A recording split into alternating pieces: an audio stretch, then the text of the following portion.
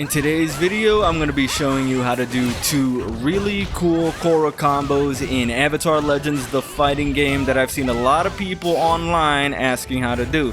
There are two variations of this combo, the corner combo, which is easier but still has some strict timing, and then there's the mid-screen combo, which might feel impossible at first. Before that though, there are some things I'm going to have to make clear before we go forward, just so you don't waste a lot of your time. Before that though, please hit the like button and subscribe to the channel. It took a ton of work to get these combos down, so a little appreciation would be appreciated. Okay, so this combo can be confusing if you're new to Korra. What makes this combo hard is this part right here where you connect the 5AA. That.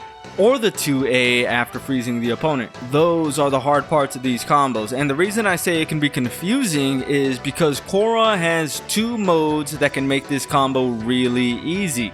She has the Avatar State mode, and she has the mode where all four elements are active. We do not want that. The point of this combo is to be able to get high damage without spending meter and without being in the Avatar State or in the Empowered mode, which is when all four elements are active.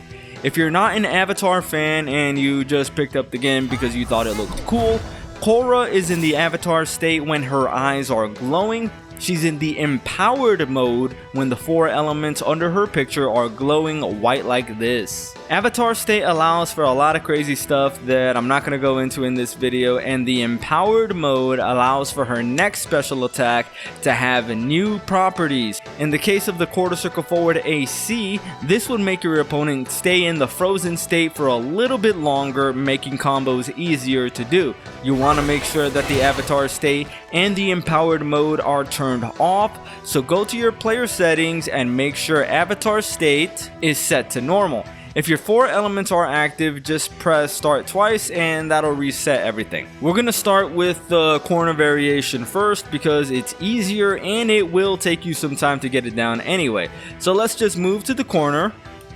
Now you want to make sure that you save the game in this state right now. So hold the select button until you hear a sound effect, and then push the select button again without holding it. If you're on a console, that should be simple enough, but if you're on PC, you might have to make sure that you have the select button mapped. And it's weird that we even have to do this. In other fighting games, you just push select and it just resets you back to the corner, but it's weird in this game. Anyway, with that out of the way, now anytime that you drop the combo, you can just push the select button and that'll reset you back to wherever you were before you started the combo. If you accidentally save the game in the wrong state again, just repeat the process. Alright, now let's start the corner variation of this combo. The notations for this are going to be on the bottom, but there are some things to keep in mind. This is not like most of Korra's combos where you can just do it and it's going to be easy. There is some strict timing in this one, so I'm going to take you through that. So just start the combo off with Korra's 5B, 5C, 6C. So this right here, okay? 5B, 5C, 6C. Now this is going to be the first tricky part. We have to connect the quarter circle forward B. You could also use A, but B I found is more consistent. So we want to connect the quarter circle forward B after the 6C. But there is a pretty heavy delay that you're going to have to keep in mind. You can't do it too fast or the fireball is just going to miss altogether, like that. And you can't do it too fast or the opponent is just going to recover. The timing that works for me is pushing quarter circle forward B at the exact same time that you hear the sound effect of the 6C hitting. Or if anything, slightly after that. But only slightly. It might take you a little while to get it, but just practice it till you get it down. The next part is the part that's actually difficult, but once you get it down, you'll be able to do it in match without even thinking about it. So since we're in Korra's normal state, the quarter circle forward BC is not going to keep the opponent in the frozen state for very long at all. So you have a super tiny window where you can combo it, and you can only combo it like this. So while the opponent is in the frozen state, you want to hit 5AA, 2B, 2C. So let's see what all of it looks like together so far.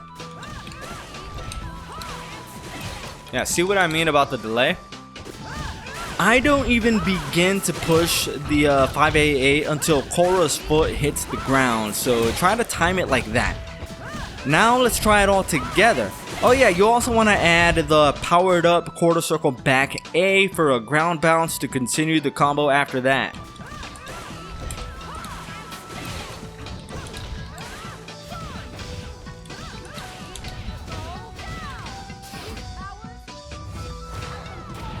Yeah, so you can do something like that. That's gonna do somewhere north of 500, maybe close to 600. Now for the mid-screen variation of the combo, this is the tricky one. Move Korra and the opponent to the mid-screen, closer to the left side of the screen, but you want enough room between you and the opponent because this combo is very spacing dependent. You can't be too close to the opponent or it won't work, and you don't want to be too close to the corner because that might make the combo easier and you don't want that when you're first learning it. So make sure you're a good bit away like I am here, and we start the combo off pretty much the same with 5B, 5C, 6C. And this is where it gets tricky and you're probably going to be stuck here for a while. After the 6C, you want a forward flow. Okay? And then a quarter circle forward BC to freeze the opponent. So let's talk about the timing here. There are several ways that we can do this and they're all difficult. But basically what you want is for when the opponent is frozen, you want them to be close to you, not too far away. Because remember, the frozen state lasts for barely a fraction of a second, and we're gonna have to micro dash to connect the 2A.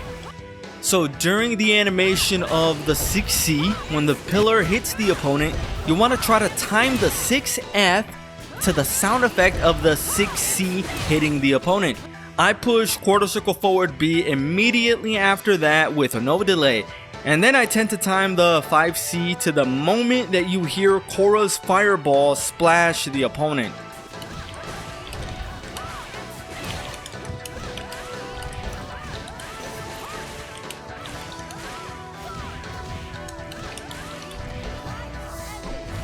If you did it right, the opponent shouldn't be too far away from you, and you should be able to just do a very quick dash 2A, 5B, 5C into. After that, you can do whatever you want to finish the combo. You can also use the light version of the fireball to get the opponent even closer to you, but that's not really very reliable in my experience, but it does look a lot cooler. I haven't been able to get the 2A to connect from that, but the 5AA does.